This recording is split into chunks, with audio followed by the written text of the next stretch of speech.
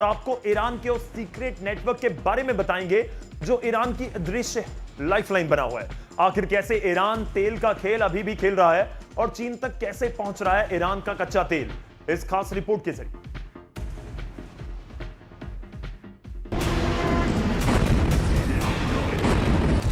युद्ध की मार नहीं रुक रहा ईरान।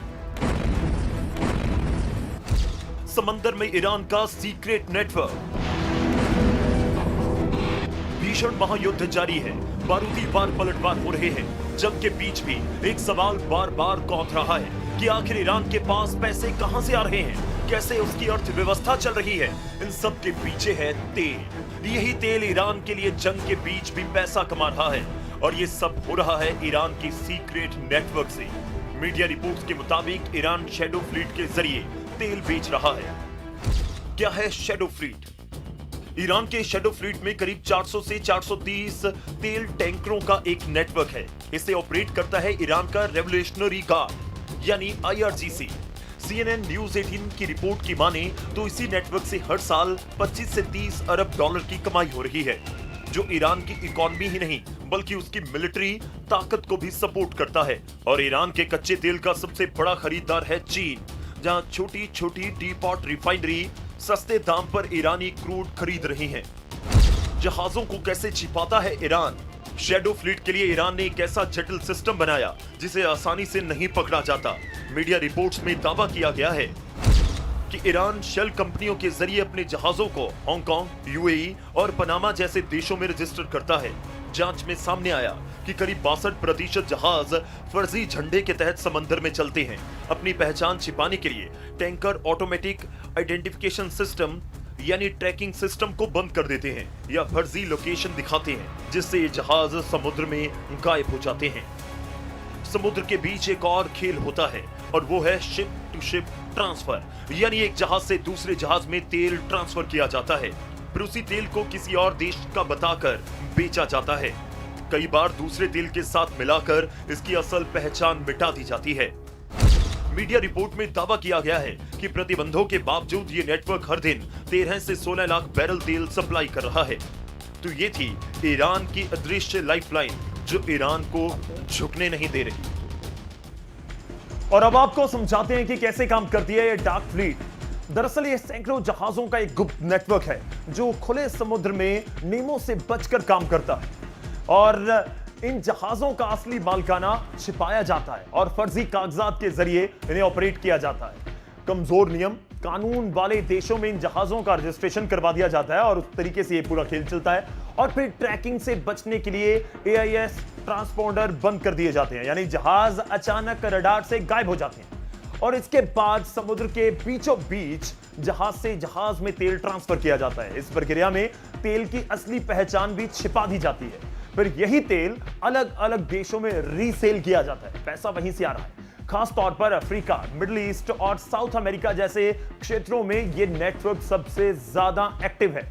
यानी पूरी प्रक्रिया इतनी सुनियोजित तरीके से कि कागजों पर कुछ और समुद्र में कुछ और यही डार्क फ्लीट ईरान की अर्थव्यवस्था की एक बड़ी अदृश्य लाइफलाइन बन चुकी है। तो क्या यही हो रहा है मेजर गौरव आर्या कि कैसे पैसा लेकर आना है? इतना आप कहिए कि फुल प्रूफ एक सिस्टम बना दिया गया जिसको क्रैक नहीं किया जा रहा या कर नहीं पा रहे? नहीं गौरव, ये सिस्टम फुल प्रूफ नहीं है पहली चीज। हाँ, ये सिस्टम बहुत समय से चलता चला आ रहा है, ये अच्छा सिस्टम है, मजबूत है, लेकिन फुल प्रूफ नहीं है। मैं दर्शकों को याद दिला दूं कि जब वेनेजुएला का ऑपरेशन हुआ था उसके पहले अमेरिका ने क्रैकडाउन किया था और इसी शैडो फ्लीट जो कि रशियन चला रहे थे, अमेरिकन घुस गए, 6 या 8 जहाज पकड़े उन्होंने ये ऑपरेशन करने से पहले। तो ये सारी की सारी चीजें एक साथ चलती हैं। कल अगर अमेरिका चाहे और सारे के सारे देशों के साथ, देखिए आप अगर स्ट्रेट ऑफ हॉर्मुज से बाहर निकल गए तो आप अरेबियन सी में आ गए, एक बार आप अरब सागर में निकल गए तो वहां पे लड़ाई हो नहीं रही है, तो वहां पे अमेरिका बिल्कुल, और निकलने का तरीका है नहीं इसके अलावा। आपको निकलना अरब सागर में है। अगर अरब सागर में आपने पूरा मामला कंट्रोल कर लिया कि जो भी शैडो फ्लीट है उसको चेकिंग करो, उसको बोर्ड करो, जो भी करो, चाहे इसका डिप्लोमेटिक फॉलोआउट कुछ भी हो, आप ईरान के ऑयल आउटफ्लो को कंट्रोल कर सकते हैं, आप उसको चोक कर सकते हैं। वक्त लगेगा, लेकिन अगर आपने कार्रवाई शुरू कर दी तो यह काम भी हो जाएगा।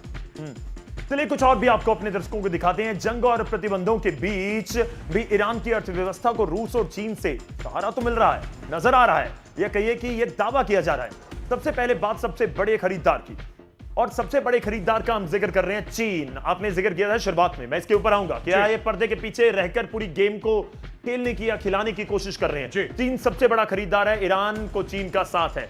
ईरान के तेल का चीन सबसे बड़ा खरीदार है, वहां पैसा भी खूब आ रहा है। ईरान के कुल तेल निर्यात का लगभग 90% हिस्सा चीन के पास जा रहा है। तो मतलब यह है कि पैसा तो वहां से खूब आ रहा होगा। मैं एक दो और पॉइंट है, उसके बाद हम बातचीत करेंगे। ईरान भी इसमें छूट देता है, उसको भी पता है कि ये तो मेरा आप कहिए कि मित्र देश है, या फिर ये तो मेरे को दुनिया में और कौन सपोर्ट करेगा या कर रहा है, तो कहीं ना कहीं चीन की तरफ नजर है।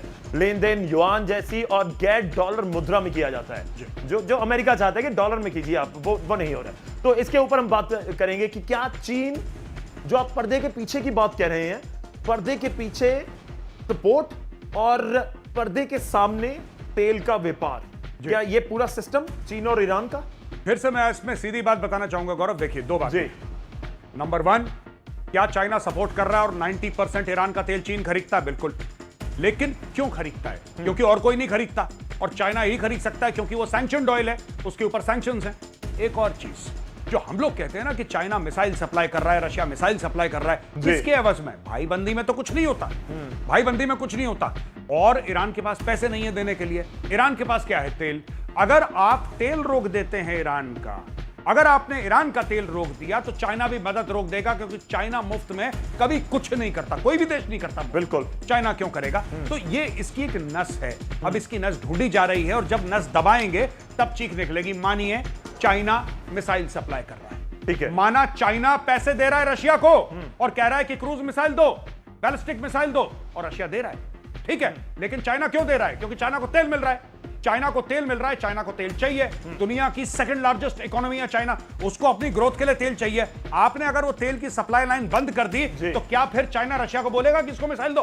तो ये सिस्टम ये चल रहा है कि तेल दो, पैसे नहीं, मिसाइल दो। बिल्कुल यही सिस्टम है। देखिए, कुछ तो कैपेसिटी ईरान की है, ईरान ने अपनी कैपेसिटी बनाई, शायद ड्रोन्स और मिसाइल और ये सारी की सारी चीजें ये ईरान ने बनाई है, ये सच है। लेकिन वो कैपेसिटी लिमिटेड है, ये अनलिमिटेड नहीं कैपेसिटी है। ये कैपेसिटी लिमिटेड है क्योंकि जहां पे इसकी मैन्युफैक्चरिंग हो रही है वहां पे बम मारा गया है। रोज के रोज 100 हजार ड्रोन डालना पूरी दुनिया भर में, पूरे मिडिल ईस्ट में आग लगाना, भाई वो ड्रोन जो है वो अनलिमिटेड नहीं है। कितने हैं? 1000, 10,000, 1 लाख, 5 लाख, 10 लाख, कितने ड्रोन है आपके पास भाई? कभी ना कभी तो खत्म होंगे, और आपकी मैन्युफैक्चरिंग लगभग ठप कर रहे हैं वो लोग। तो ये माल कहां से आ रहा है? ये देखना, माल का जो स्रोत है, स्रोत को काटो। जी।